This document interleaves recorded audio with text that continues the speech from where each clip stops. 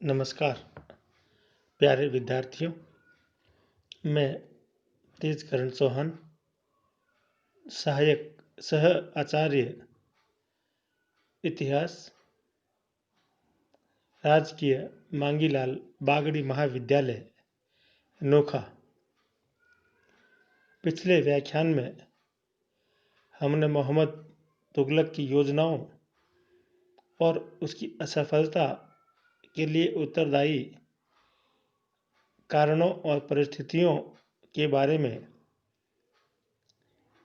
पढ़ा था। इस व्याख्यान में हम मोहम्मद तुगलक और उसके अमीर वर्ग के बीच चले राजनीतिक असंतोष के बारे में चर्चा करेंगे और समझने का प्रयास करेंगे कि अमीर वर्ग की मोहम्मद तुगलक की असफलता में क्या भूमिका रही, और यदि मोहम्मद तुगलक का समर्थन उसके अमीर वर्ग ने किया होता तो इतिहास में मोहम्मद तुगलक का स्थान कुछ और ही होता। गयासुद्दीन तुगलक अमीरों के सहयोग और समर्थन से दिल्ली के सिंहासन पर बैठा और उसके शासनकाल में ताज और अमीरों के मध्य सहयोग और समन्वय बना रहा। परंतु मोहम्मद तुगलक के शासनकाल में स्थिति बदल गई। सुल्तान बनते समय मोहम्मद तुगलक ने अपने पिता की व्यवस्था में कोई खास फेर बदल नहीं किया और पुराने अमीरों को उनके पदों और जागीरों पर ही बना रहने दिया। परंतु धीरे धीरे मोहम्मद तुगलक की निरंकुशता बढ़ती गई और वह अपने अमीरों को अपना अधिकारी और सेवक मात्र समझने लगा। उसने उनसे बिना विचार विमर्श मंत्रणा किए ही योजनाओं को लागू करने और सुधारों को क्रियान्वित करने का प्रयास किया, जिससे अमीर और उलेमा वर्ग उसके विरुद्ध हो गए और धीरे धीरे उनमें असंतोष बढ़ने लगा। सुल्तान ने अपनी बौद्धिक तर्क शक्ति के माध्यम से उन्हें ताज की सर्वोच्चता की विचारधारा को समझाने और उनमें इसी प्रकार की विचारधारा को भरने का प्रयास किया, परंतु वह इस उद्देश्य में सफल नहीं हो पाया, क्योंकि उसके अमीर उसकी तरह बुद्धिमान नहीं थे और अपने व्यक्तिगत स्वार्थों को छोड़ने के लिए तैयार भी नहीं थे। एक निरंकुश शासक के रूप में मोहम्मद तुगलक अपने सुधारों को लागू करने में अपने अमीरों से हर प्रकार के सहयोग की आशा करता था, परंतु उसके अमीरों ने उसके साथ विश्वासघात किया और उसके सुधारों और योजनाओं को बुरे ढंग से क्रियान्वित किया, जिसके परिणाम स्वरूप सुल्तान को विफल होना पड़ा और धीरे धीरे वह जनता में अलोकप्रिय भी हो गया। उसकी योजनाओं में से एक भी योजना ऐसी नहीं थी जिसे अव्यावहारिक कहा जा सकता है और जिसे लागू करना असंभव था।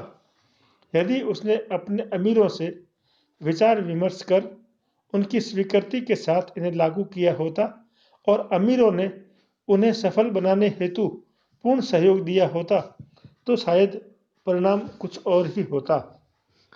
वस्तु स्थिति यह थी कि अपने आप को ईश्वर का प्रतिनिधि मानने वाला सुल्तान अपने अमीरों को अपनी सत्ता एवं प्रशासन का भागीदार बनाने को तैयार नहीं था और उसके बिना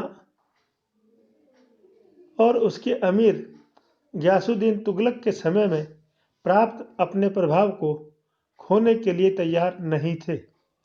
अमीरों का तर्क था कि गियासुद्दीन ने उनके सहयोग से सत्ता प्राप्त की थी, अतः सुल्तान को केवल बराबर वालों में प्रथम माना जाना चाहिए।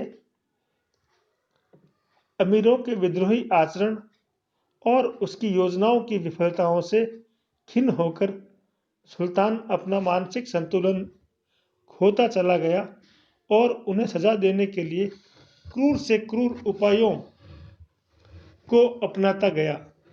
प्रत्युत्तर में अमीरों ने भी निरंतर अपने विद्रोहों से सुल्तान को अत्यधिक परेशान किया। पुराने अमीरों को प्रभावहीन बनाने की दृष्टि से मोहम्मद तुगलक ने अमीर वर्ग के ढांचे में ही परिवर्तन करने का निश्चय किया। उसने विदेशी अमीरों को, अफगानों को, मंगोलों को और हिंदुओं को तुर्की अमीरों पर प्रधानता देनी शुरू कर दी। विदेशियों के प्रति वह विशेष रूप से दयालु रहा। परिणाम स्वरूप उसका अमीर वर्ग दो परस्पर विरोधी गुटों में विभाजित हो गया। पुराने अमीर यह विश्वास करने लगे कि सुल्तान नए तत्वों और वर्गों को प्रधानता देकर उसके विशेष अधिकारों और प्रभाव को सीमित करना चाहता है। क्योंकि सुल्तान के पक्षपातपूर्ण रवैये के कारण वे दरबार में विदेशियों के विरुद्ध अधिक सफलता प्राप्त करने की उम्मीद नहीं रखते थे। अतः उन्होंने अपने अपने क्षेत्रों में अपनी अपनी शक्ति को सुदृढ़ बनाने का प्रयास किया और जब कभी उन्हें संकट का आभास मिलता तो वे तत्काल विद्रोह कर देते। सुल्तान ने एक के बाद एक उठने वाले विद्रोहों को दबाने का अथक प्रयास किया, परंतु उसके विशाल साम्राज्य का विघटन उसी के साथ शुरू हो गया। इस प्रकार हम देखते हैं एक महान प्रतिभा संपन्न व्यक्तित्व को अपना संपूर्ण जीवन व्यर्थ नष्ट करना पड़ा और एक शासक के रूप में अलोकप्रियता का सेहरा जो मोहम्मद तुगलक के सर पर बांधा वैसा और किसी सुल्तान के ऐसा सेहरा देखने को नहीं मिलता है। जबकि सल्तनत काल के सभी सुल्तानों में मोहम्मद तुगलक सबसे अधिक विद्वान, पढ़ा लिखा और बुद्धिमत्तापूर्ण व्यक्ति था। बस उसमें कुछ धैर्य और संयम की कमी थी, जिसकी वजह से वह शीघ्र ही उतावला होकर अपनी योजनाओं से इच्छा अनुसार परिणाम प्राप्त करने का प्रयास करता और ऐसा न होने पर वह शीघ्र ही उन योजनाओं को त्याग भी देता था। जबकि योजनाओं को क्रियान्वित करने के बाद उसके अपेक्षित परिणाम प्राप्त करने तक व्यक्ति को उसका इंतजार करना चाहिए, क्योंकि सामान्य प्रकृति का नियम है कि फल समय आने पर ही पकता है और जिस प्रकार से फसल भी अपना पूरा फसल चक्र पूरा करने के बाद ही फसल पकती है, लेकिन मोहम्मद तुगलक का चरित्र बहुत विरोधी तत्वों का सम्मिश्रण था कि आज तक इतिहासकार और विद्वान उसे ठीक से समझ नहीं पाए। वह प्रतिभाशाली था या पागल, आदर्शवादी था या कल्पना के लोक में विचरण करने वाला, रक्त पिपासु था या प्रजा पीड़क या जन कल्याणकारी शासक। ऐसे अनेक सवाल हमारे सामने उठ खड़े होते हैं जिनका संतोषजनक उत्तर नहीं प्राप्त होता है। मोहम्मद तुगलक का चरित्र और अनेक प्रकार के विरोधी गुणों का सम्मिश्रण था। सभी विद्वान यह स्वीकार करते हैं कि वह अत्यंत प्रखर बुद्धि वाला विद्वान व्यक्ति था। अरबी और फारसी भाषा में उसे उच्च कोटि की योग्यता प्राप्त थी। वह अच्छा साहित्यकार, आलोचक और प्रभावशाली वक्ता भी था। वह दर्शन, नीति, गणित, विज्ञान, ज्योतिष और तर्क शास्त्र जैसे विषयों में भी रुचि रखता था। इस्लाम धर्म से संबंधित समस्त धार्मिक ग्रंथों का उसने गहन अध्ययन किया और सामान्य उलेमा तो उसके सामने बात ही नहीं कर पाते थे। वह आश्चर्यजनक स्मरण शक्ति वाला व्यक्ति था। उसमें ज्ञान को पचाने की भी अद्भुत क्षमता थी। अपने द्वारा जारी की गई घोषणाओं और फरमानों को वह स्वयं लिखा करता था।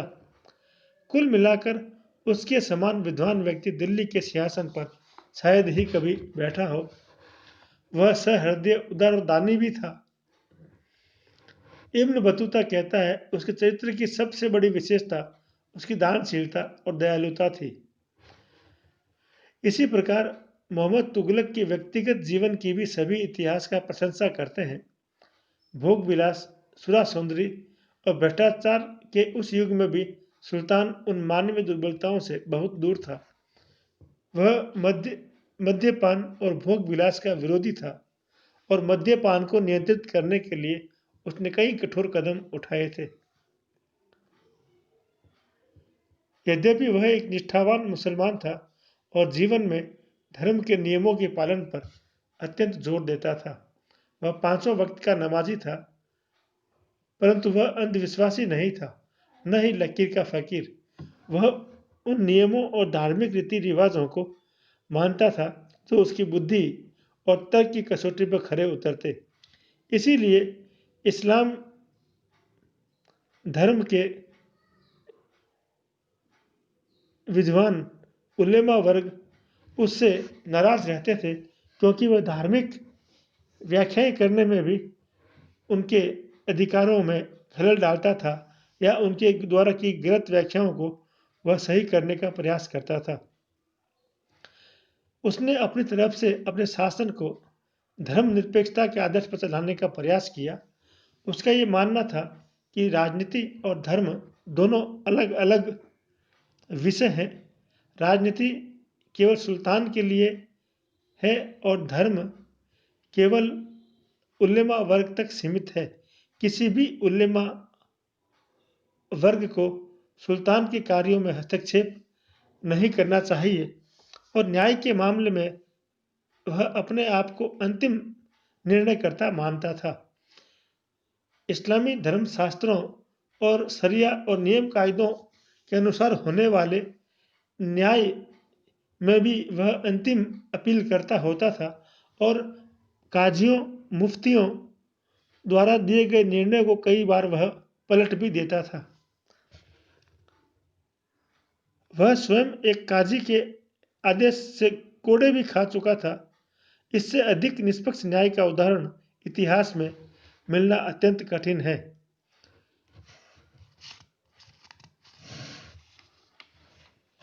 जब हम उसके चरित्र और व्यक्तित्व का दूसरा पहलू देखते हैं तो समकालीन इतिहासकार उसे घोर प्रजा पीड़क, अत्याचारी, रक्त पिपासु बताते हैं।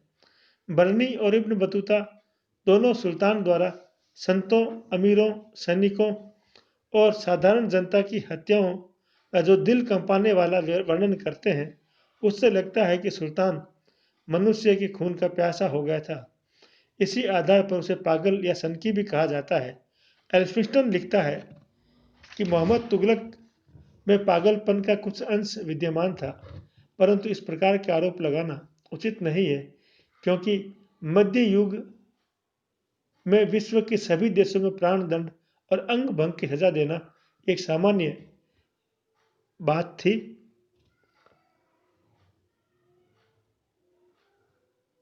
मोहम्मद तुगलक साधारण और भीषण अपराधों में अंतर समझने की विवेकपूर्ण बुद्धि का उसमें अवश्य अभाव दिखता है। उसकी गलतियों का कारण उसका पागलपन नहीं बल्कि संतुलन का अभाव था। वस्तुतः इस प्रकार के आरोप लगाने वाले समस्त मुस्लिम इतिहासकार उलेमा वर्ग से सदस्य थे और सुल्तान ने उनके विशेष अधिकारों को समाप्त कर उन्हें भी सामान्य लोगों की भांति दंडित करना शुरू कर दिया था। अतः वे लोग सुल्तान के प्रति द्वेष भास रखते थे और उन्होंने सुल्तान को बदनाम करने की दृष्टि से उस पर इस प्रकार के आरोप लगाए।